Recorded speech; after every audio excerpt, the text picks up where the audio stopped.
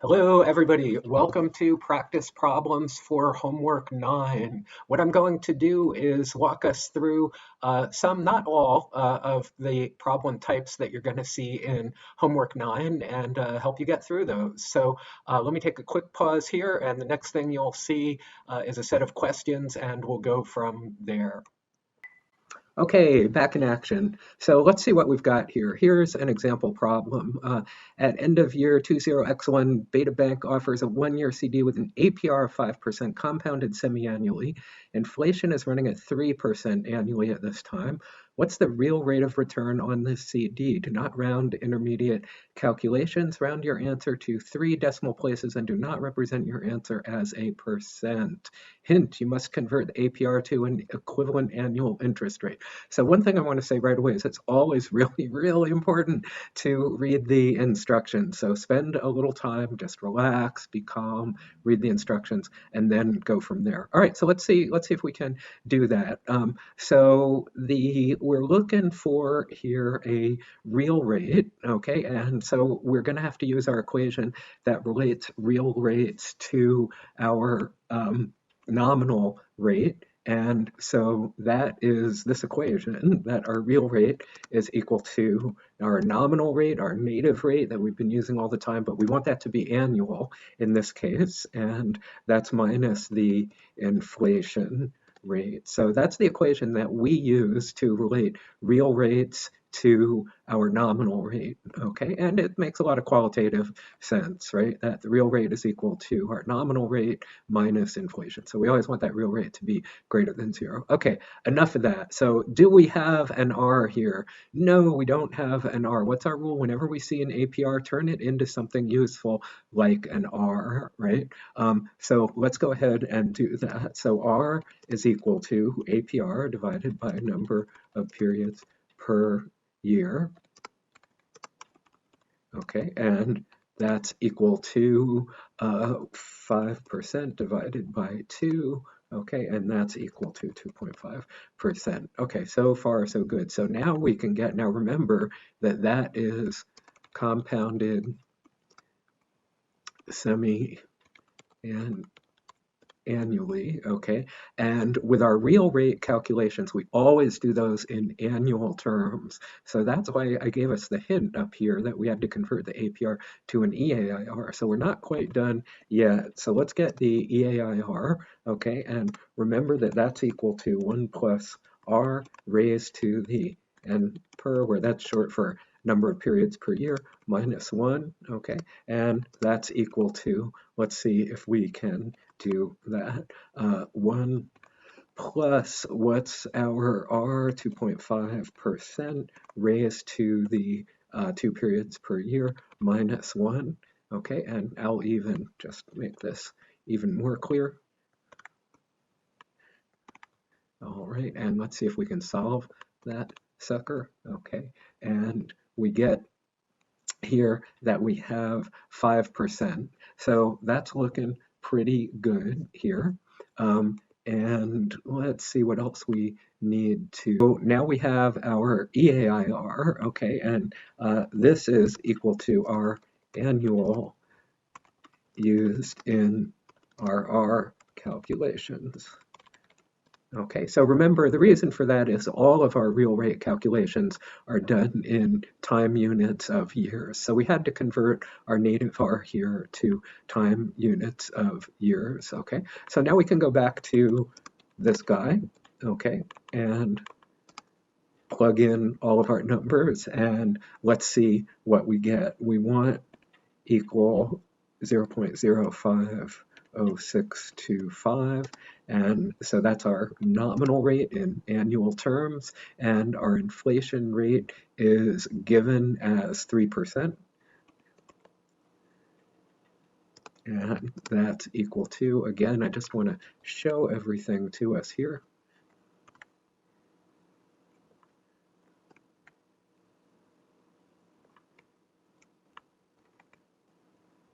Okay.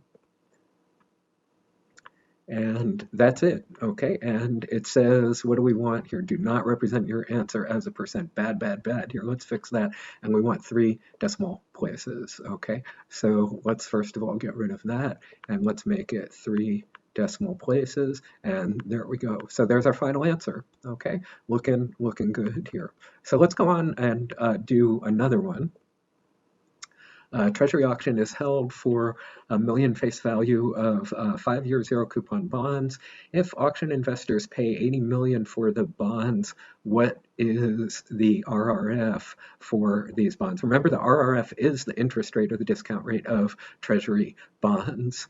Do not round intermediate calculations. Round your answer to 4 decimal places this time. Be a little sneaky here, and do not represent your answer as a percent. So once again, be sure to read all the instructions before you get started. So let's see if we can solve this guy. And we've got that. So here we're given the future value. It's a zero coupon bond. So this 80 million paid today for the bonds is going to grow into 100 million over 5 years. So I think all we need for this one is the future value, present value formula.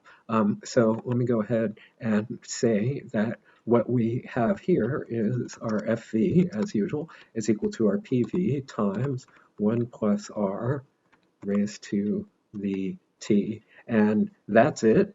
And I want to solve that algebraically for R. We've done that a bunch, so I'm not going to do any intermediate steps this time. So this is going to be FV over PV raised to the 1 over T minus 1. All right, so let's plug in some numbers here. Of course, we're working with Treasury, so this is going to be RRF. So we have 100 over 80 raised to the 1 over 5. And we want to have minus 1 there. And let's see what that's equal to when we work it out.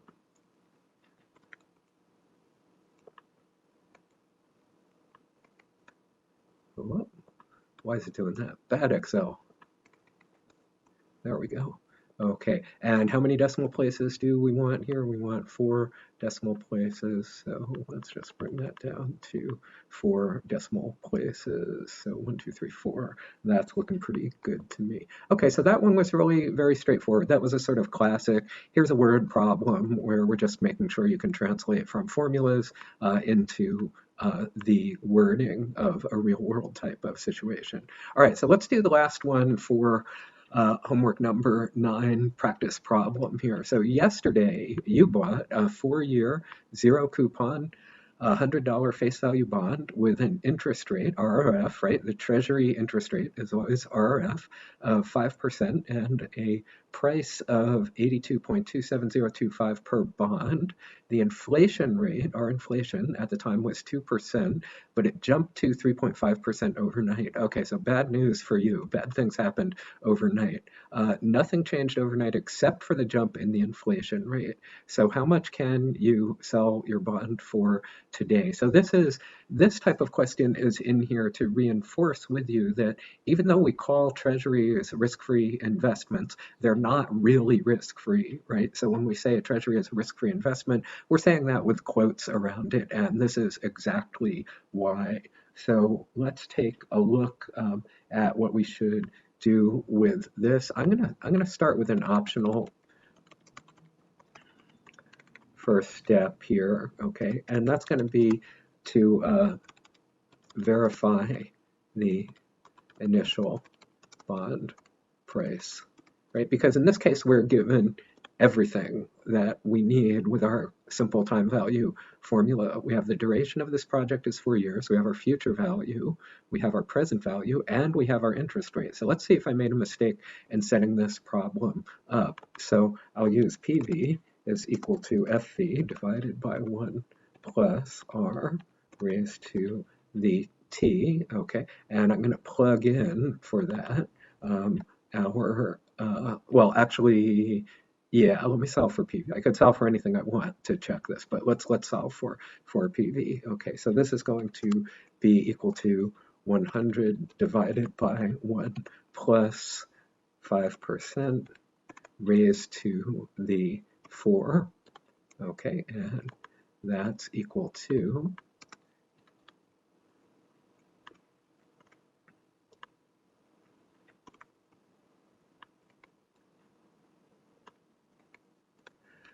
82.27025 to the same number of significant figures I've got up here. Okay, so that's good. So now let's go down to business here and see what we can get. So we want to know what we could sell it for. So first, let's get our new RRF, because things change overnight, right? So our RRF original was equal to what? That was 5.0%. But what's that equal to? That's equal to our inflation plus all else. That's inflation risk plus all the other risks, except for duration risk, of course, in the Treasury. So that's equal to, because inflation was 2% plus 3%.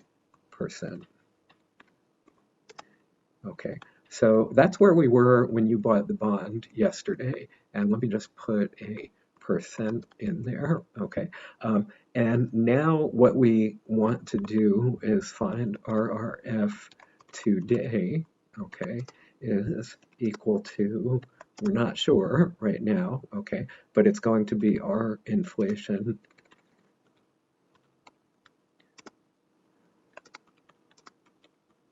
plus all else, okay?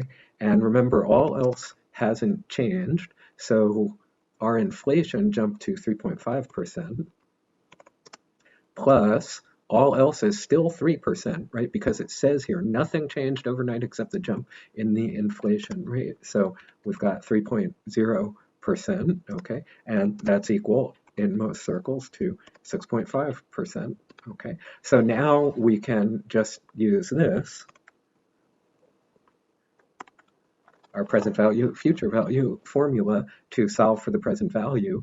And if investors today for this bond are demanding an interest rate of 6.5%, we can plug everything else in. They're going to get their 100 at the end of 4 years, and let's see how it's going to work for you. Okay, so that's equal to now our 100 divided by 1 plus 6.5%. You see how the denominator has gotten bigger there? So that means what you're going to get selling this bond for is going to be less. Not good. And let's see what this works out to. The T here is 4,